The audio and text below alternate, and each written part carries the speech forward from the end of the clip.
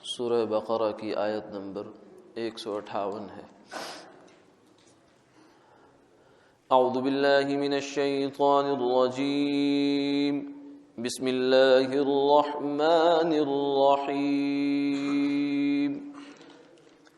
ان الصفا والمروة من شعائر اللہ، فمن حج البيت أو اعتمر فلا جناح عليه أن يطوف بهما، ومن تطوع خيرا فإن الله شاكر عليم۔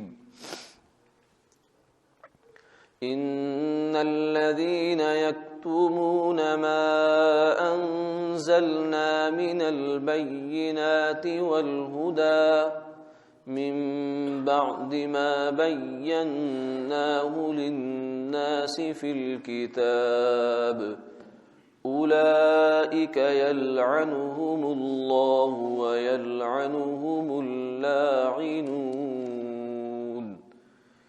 إلا الذين تابوا وأصلحوا وبينوا فأولئك أتوب عليهم وأنا التواب الرحيم۔ صدق اللہ العظیم۔ بے شک صفا اور مروہ اللہ کے شعائر میں سے ہیں۔ جو شخص بیت اللہ کا حج کرے یا عمرہ کرے اس پر ذرا بھی گناہ نہیں ان دونوں کے درمیان آمد و رفت کرنے میں، اور جو شخص خوشی سے کوئی امر خیر کرے اللہ تعالیٰ اس کی بڑی قدردانی کرنے والے اور اس کو خوب جاننے والے ہیں۔ بے شک وہ لوگ کہ جو چھپاتے ہیں اس چیز کو جو ہم نے نازل کی، یعنی ہماری واضح دلائل اور ہدایت کو، جبکہ ہم اس کو لوگوں کے لیے کتاب میں اچھی طرح کھول کر بیان کر چکے ہیں، یہ لوگ ایسے ہیں کہ ان پر اللہ کی لعنت ہوتی ہے اور لعنت کرنے والے بھی ان پر لعنت کرتے ہیں، مگر وہ لوگ کہ جو توبہ طائب ہو جائیں، اپنی اصلاح کر لیں اور ان مضامین کو خوب ظاہر کریں، تو یہ لوگ ایسے ہیں کہ اللہ فرماتے ہیں میں بھی ان کی طرف متوجہ ہو جاتا ہوں اور میں تو بکثرت توبہ قبول کرنے والا اور مہربانی فرمانے والا ہوں۔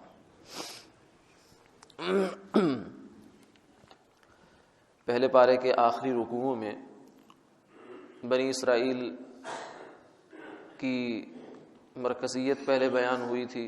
سورہ بقرہ کی ابتدائی سے یہ بات بیان ہو رہی تھی کہ بنی اسرائیل کو اللہ تعالیٰ نے جو ہے وہ اعزاز بخشا تھا اپنے زمانے میں اور ان کو بلند مقام عطا فرمایا تھا، پھر اس سے جو ہے وہ اس چیز کی طرف متوجہ کیا رفتہ رفتہ کہ یہ جو سیادت اور قیادت اور مقام اور مرتبہ ہے یہ بنی اسرائیل کی بجائے پھر بنی اسماعیل کی طرف منتقل ہوا۔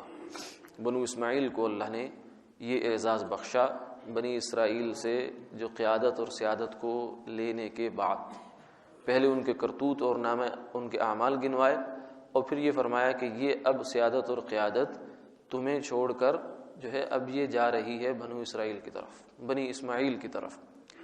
تو بیت اللہ کی تبدیلی، قبلہ کی تبدیلی بھی مفسرین فرماتے ہیں کہ یہ اسی کی ایک علامت تھی کہ پہلے تک دنیا ساری جو ہے اس کو اللہ تک پہنچنے کے لیے اور عبادت کے لیے تمہارے یعنی بیت المقدس کی طرف منہ کرنا پڑتا تھا، اب یہ جو آئندہ آنے والی انسانیت ہے اس کا قبلہ بیت اللہ مقرر کر دیا گیا۔ تو یہ بھی گویا کہ علامت تھی اس بات کی کہ بنی اسرائیل کو ان کے قیادت اور سیادت کے منصب سے ہٹا کر بنو اسماعیل کو اس جگہ بیٹھا دیا گیا ہے۔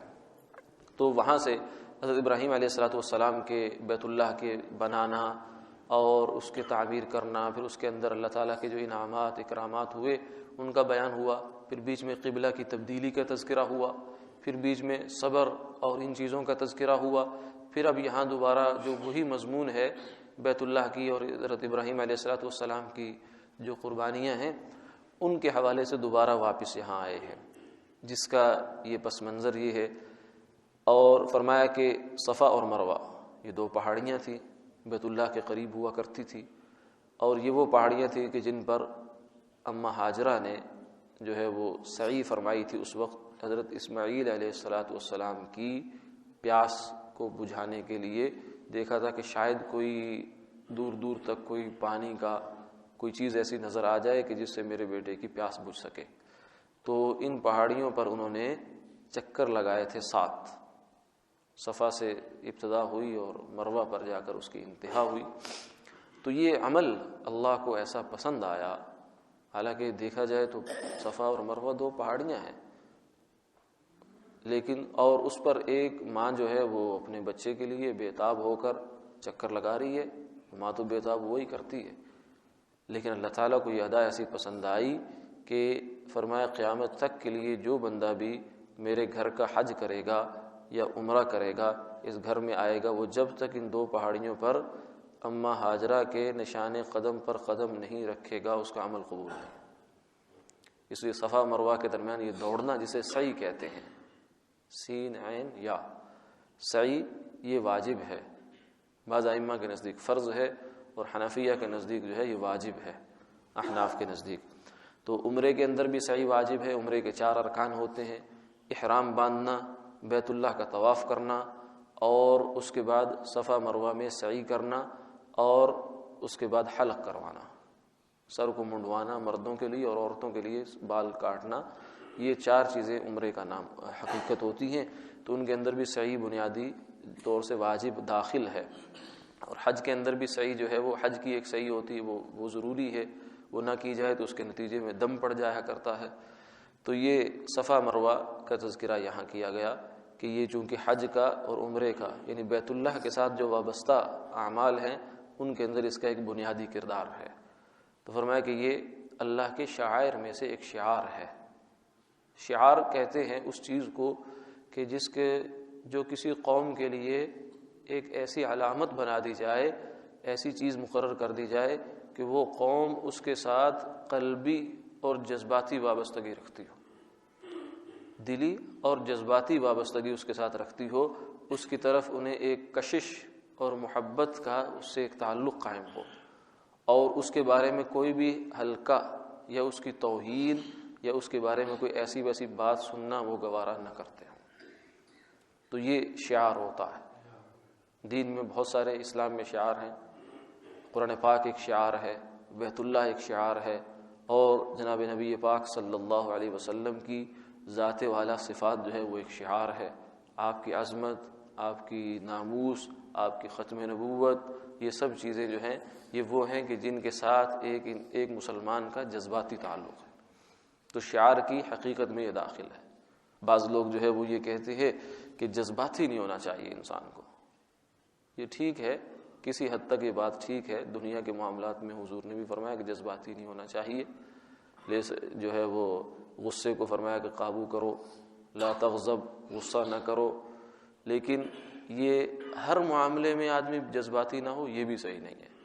یہ وہ معاملے ہیں جو بنیاد ہوتی ہے کسی دین کی، یہاں جذباتی ہونا پڑتا ہے، یہ ایمان کا تقاضا ہے، ورنہ ایمان جو ہے وہ اس پر سوالیہ نشان قائم ہوتا ہے کہ انسان کی حمیت اور جو ایمان جذباتی وابستگی ہے وہ ان چیزوں کے ساتھ ہونی چاہیے۔ گرچہ تو زندانی اسباب ہے، قلب کو لیکن ذرا آزاد رکھ۔ کہا کہ اگرچہ یہ دنیا اسباب کی دنیا ہے، اسباب کا سلسلے یہاں قائم ہے، لیکن دل کو کچھ آزاد رکھنا چاہیے۔ عقل کو تنقید سے فرصت نہیں، عشق پر اعمال کی بنیاد رکھ۔ کہ اگر ہر چیز کو عقل کے پیمانے سے سوچیں گے تو عقل تو بس اکھاڑ پچھاڑ میں لگی رہتی ہے، تنقید ہی کرتی رہتی ہے، یہ کیوں ہوا، یہ کیوں ہوا، یہ نہیں ہونا چاہیے تھا، کام شام نہیں کرتی۔ کام جو کرتا ہے وہ تو عشق کرتا ہے، وہ تو انسان کا جذبہ کیا کرتا ہے، وہ محبت کیا کرتی ہے جو اسے کام کروا دیتی ہے۔ عقل کے پیمانے پر تولنا شروع کر دے تو پھر تو کچھ بھی نہیں کر سکتا انسان۔ تو اس لیے شعار جو ہوتے ہیں ان کے ساتھ ایک جذباتی تعلق ہوتا ہے اہل دین کا۔ تو قرآن جو اسلام کے اندر بہت سارے شعارات ہیں، انہی میں سے فرمایا صفا اور مروہ، یہ بھی وہ چیزیں ہیں جو اللہ کے شعائر میں سے ایک شعار ہے۔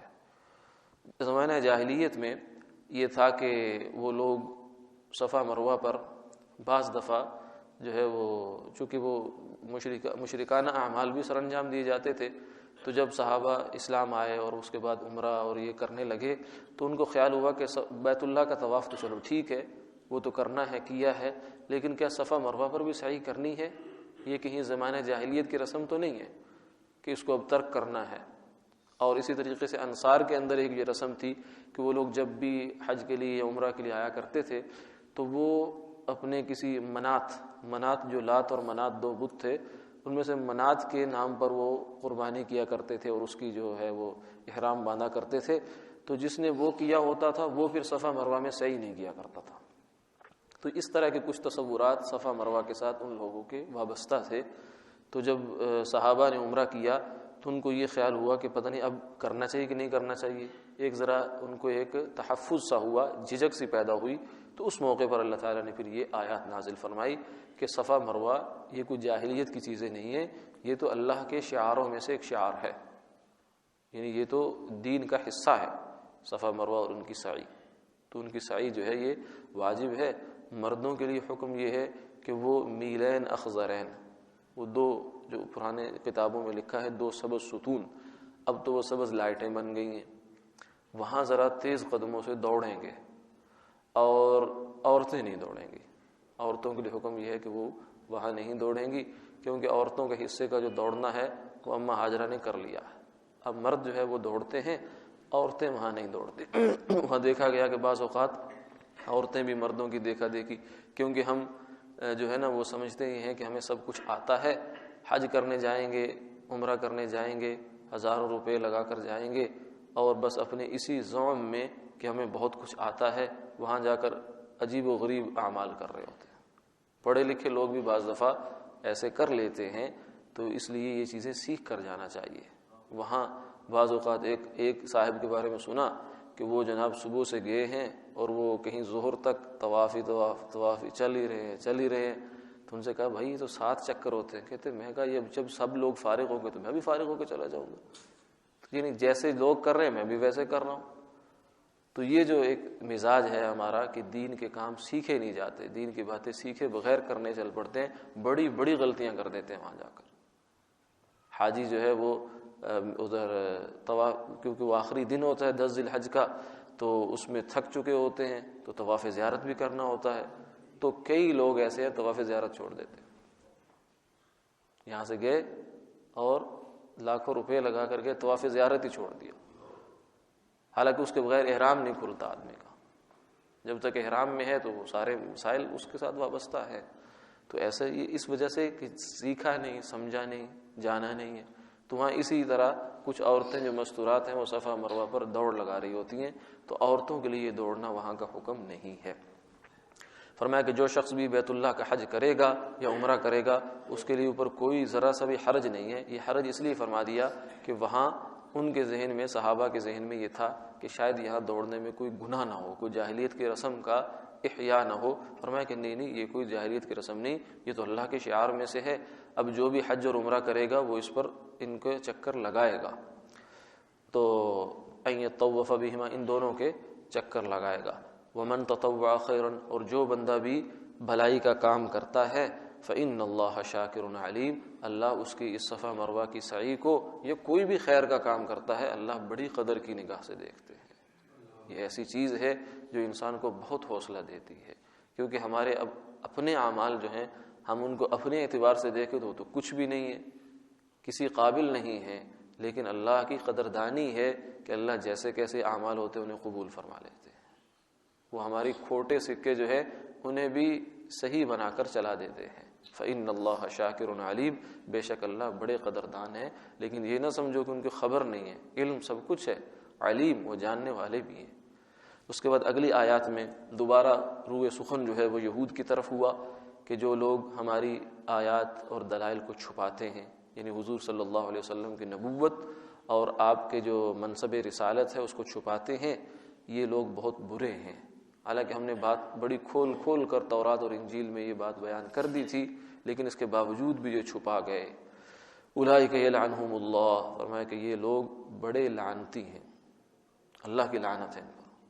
لعنت جو ہے وہ پھٹکار ہوتی ہے، جب پڑتی ہے تو پھر اس کا اثر جو ہے وہ نسلوں تک جایا کرتا ہے۔ اور ویلعنہم اللاعنون، اور جتنے بھی لعنت کرنے والے ان کی لعنت بھی ان پر، کیونکہ یہ جھوٹے بھی ہیں، حق کو چھپانے والے بھی ہیں۔ ولعنت اللہ علی الکاذبین، تو ان پر یہ لعنت۔ الا الذین تابوا، لیکن فرمایا کہ یہ ایسا نہیں ہے کہ قیامت تک کے لیے ہر بندہ جو ہے جس پر ایک دفعہ لعنت ہوگی وہ لعنت میں ہی رہے گا، نہیں، توبہ کر لے گا تو اللہ تعالیٰ معاف کرنے والے ہیں۔ توبہ سے تو ہر گناہ جو ہے وہ معاف ہو جایا کرتا ہے۔ الا الذین تابوا واصلحوا، جو توبہ کرتے ہیں، اپنے احوال کی اصلاح کر لیتے ہیں۔ وبینوا، اور جو جرم تھا یعنی حضور کی نبوت کو چھپانا اور اسے لوگوں کے سامنے نہ کھولنا، اس کو کھولنا شروع کر دیتے ہیں، فاولئک اتوب علیہم، تو اللہ تو ہر وقت جو ہے بندے کی توبہ کے انتظار میں ہے۔ وانا التواب الرحیم، اور میں ہی توبہ کو قبول کرنے والا ہوں۔ ایک خاتون مستورہ تھی، انہوں نے ایک دفعہ خواب دیکھا کہ اللہ تعالیٰ کی زیارت ہوئی خواب میں، تو پوچھا کہ میں جنتی ہوں یا جہنمی ہوں؟ تو ارشاد ہوا کہ جہنمی ہے۔ تو بہت پریشان ہوئی، خواب جو ہے وہ بیان کیا، تو جو ہے کسی بڑے عالم سے اس خواب کی تعبیر پوچھی گئی، تو فرمایا کہ اس میں پریشان ہونے کی کیا بات ہے؟ اس لیے فرمایا نا کہ خواب جو ہے یہ بھی کبھی اس کا ظاہر کچھ ہوتا ہے، حقیقت کچھ ہوتی ہے۔ ہم تو اس کے ظاہر کو دیکھ رہے ہوتے ہیں، حقیقت پر تو ہماری نظر نہیں ہوتی۔